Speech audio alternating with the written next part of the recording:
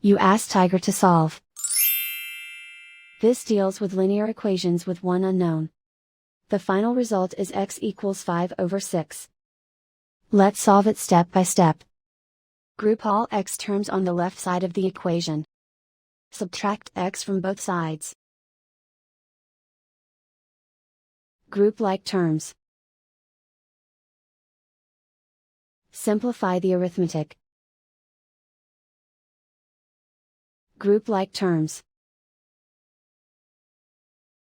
Simplify the arithmetic.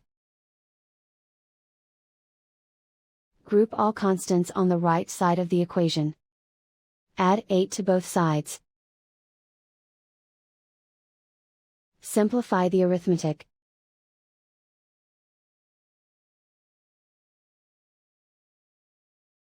Isolate the x. Divide both sides by 6. Simplify the fraction.